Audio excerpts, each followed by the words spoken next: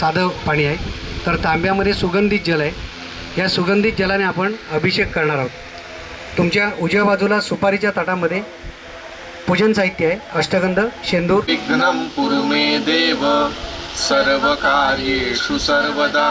त्वं मारुततुल्यवेगं जितेन्द्रियं बुद्धिमतां वरिष्ठं. नमः. ओम शिवाय नमः. श्री पवनसुताय हनुमंताय नमो नमः. आय नमो नमः. ओम श्री पवनसुताय हनुमंताय नमो नमः. नमो नमः. ओम श्री पवनसुताय हनुमंताय नमो नमः. नमो नमः. ओम श्री पवनसुताय हनुमंताय.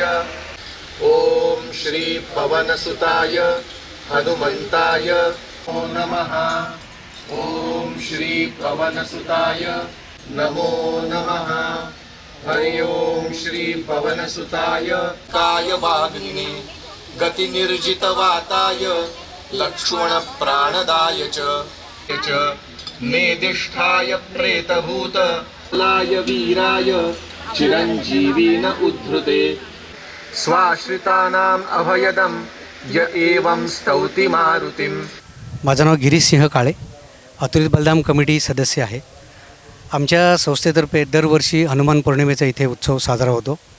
या उत्सवाचं वैशिष्ट्य म्हणजे अतुलित बलधाममध्ये पंचमुखी हनुमंताच्या मूर्तीची स्थापना झालेली आहे, परंतु आजच्या दिवशी शिळेमध्ये परमपूज्य सद्गुरू बापूंनी कोरलेल्या हनुमंताची जी मूर्ती आहे ती शिळा आम्ही मुंबईवरनं म्हणजे जुईनगरवरनं आणली जाते.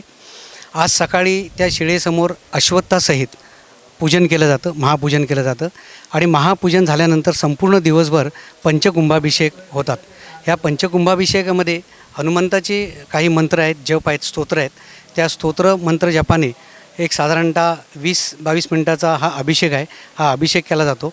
अभिषेकामध्ये सुगंधित जल अर्पण केलं जातं आणि त्यानंतर येणाऱ्या प्रत्येक श्रद्धावानाला खडीसाखर आणि नारळ असा प्रसाद दिला जातो.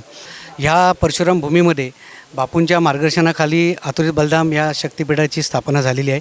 2003मध्ये पंचमुख हनुमंताच्या मूर्तीची स्थापना इथे झालेली आहे आणि सांगायला आनंद वाटतो की ह्याच इमारतीमध्ये श्री त्रिविक्रम मठाची स्थापना झालेली आहे आणि दैनंदिन इथे सगळे पूजा उपचार स्तोत्र पठणं होत असतात. वर्षातनं 3 वेळा रामरक्षा मॅन्युअली 108 वेळा म्हटली जाते. दर रविवारी घोर कष्टदो उद्धरण स्तोत्र जे आहे त्याचं 108 वेळा पठण होतं. अनेक वर्षभरामध्ये वेगवेगळे कार्यक्रम हे होत असतात. त्याच्यामध्ये स्तोत्र असतात, काही उत्सव असतात. गुरुपौर्णिमा आहे, अनिरुद्ध पौर्णिमा आहे.